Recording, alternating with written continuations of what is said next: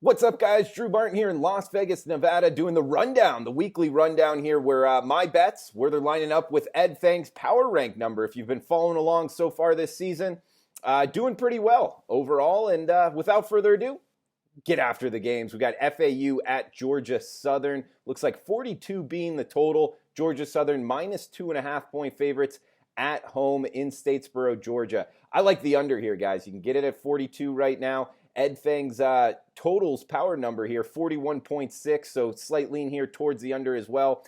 Willie Taggart, the head coach for FAU, actually off to a pretty good start here, but did read a quote stressing taking care of the football to his quarterback, Javon Posey, who actually just took over at quarterback not too long ago this season for FAU. For the slated quarterback, Nick Tronti, where the offense really wasn't going that well under him, trying to replace Chris Robinson, a really good quarterback for FAU, and Lane Kiffin just this past year. But Javon Posey coming in, young guy, actually played wide receiver for FAU last year, did play quarterback in high school in Greenville, Alabama, and his completion percentage just at 52% on the season, only 44 pass attempts, speaks to what they're really doing offensively, keeping the ball on the ground. Actually, Posey is their leading rusher at over 330 yards. That also speaks to really the lack of explosion for the FAU offense, but very good on defense, going up against Georgia Southern in what really head coach Willie Taggart was speaking to, stressing taking care of the football, is there's going to be limited possessions in this game because they're going up against the Georgia Southern attack that keeps the ball on the ground in an option-style offense. You know, think military academy, not necessarily triple option, but the option attack, really winding the play clock as well. And this week in particular, they changed their offensive coordinator, and going to their offensive coordinator, I believe he was in Statesboro 2014-2015 season, known for having, and he even admitted it this week in the media, of having a lot of motion pre-snap, which really works the play clock as well to be able to get that motion in. Add on the fact Shea Wirtz, the best athlete on the field, most likely, Georgia Southern quarterback here. He's banged up, limited in practice, as the quote's coming out of camp. And this is a Georgia Southern offense that's 0 for 24 on 3rd and 9 or longer. Really touching on the fact, guys, that they're lacking explosive plays on the offense. So when a total is in the low 40s in college football, it's usually low for a reason. And I like the under here, FAU versus Georgia Southern. Got two more games here for you guys. Arkansas versus Missouri, next game up. We're seeing Missouri 3-point favorites at home, hosting the Arkansas Razorbacks. Power rank number just showing at 0.2 points as a favorite. So that's 2.8 full points off of where the market is pricing it. And I'm with Ed on this. The power rank number, I believe, is right. I like the Arkansas Razorbacks +3 here. So a full touchdown underdogs. This Arkansas Razorbacks team, you know what Sam Pittman's been able to do there in Fayetteville, has been a great coaching job. They got the senior quarterback, the Florida transfer, Felipe Franks, completing 68% of his passes on the season, 17-4 touchdown to interception ratio. He's had a great year so far this season. And Sam Pittman, you know, a quote coming out of the Arkansas camp here, because they have had COVID issues, a game canceled. He thinks he's anticipating actually close to a full roster for this game. So that's pretty promising here towards the Arkansas side.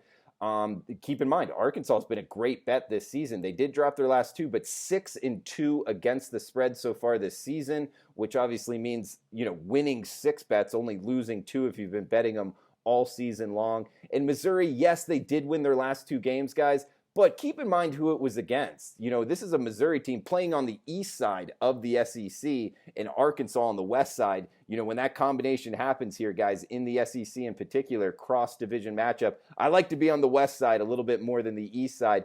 And Missouri here beating up on the bottom feeders the last 2 games in Vanderbilt and South Carolina in the SEC East. With all due respect to if you're a South Carolina or Vandy fan, it's just not very good seasons. And actually, after the losses, they fired, you know, each of the last 2 head coaches here. For South Carolina, Will Muschamp shown the door.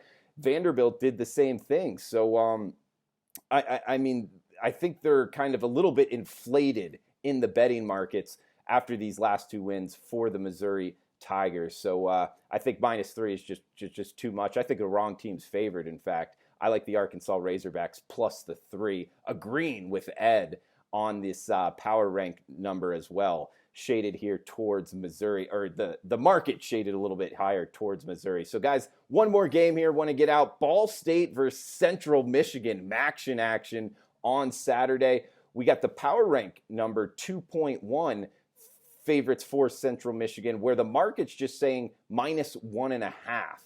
So I really agree with Ed here that the Chippewas from Central Michigan should be favored by a little bit more than the market is telling us. By the way, the total is 62. Ball State at Central Michigan. Ball State is a team both offensively and defensively on their fronts, offensive and defensive fronts, very weak on the season. Their quarterback, Drew Plitt's good, but he really hasn't had all that much time to throw, and they're not creating a lot of pressure on their opposing quarterbacks. And when you're going up against Central Michigan in this offense, you really want to get pressure against the quarterback. Now, I think the market's speaking towards Daniel Richardson, the Central Michigan starting quarterback.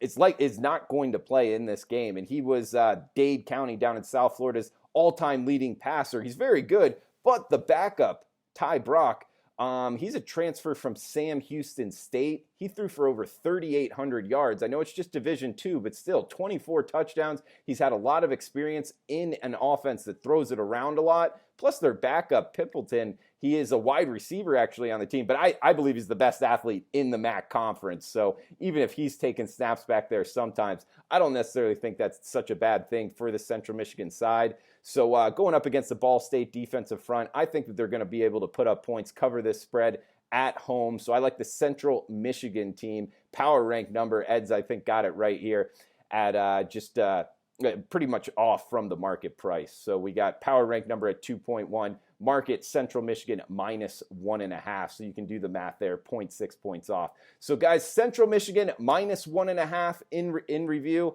We got Arkansas +3. And we also got the FAU Georgia Southern under 42. So those are the 3 games. I'm Drew Martin on Twitter at Drew Martin Bets. Guys, always make sure to check out the power rank number by Ed Fang, putting out some of, if not the sharpest numbers in the marketplace. And guys, we'll be back next week. Thanks for tuning in. Best of luck with your bets. Hi, my name is Ed Fang, founder of the Power Rank. Thanks so much to Drew Martin for making this awesome video. Please follow him on Twitter at Drew Martin Bets. If you like this video, please hit the like button, and you can subscribe to the Power Ranks YouTube channel by hitting that subscribe button below. If you want more of my best predictions, usually saved for paying members of the Power Rank, you can sign up for my free email newsletter. I also provide some analysis each week on college football and NFL games. To sign up for this free service, go to thepowerrank.com. There's also a link in the description. Thanks again for watching.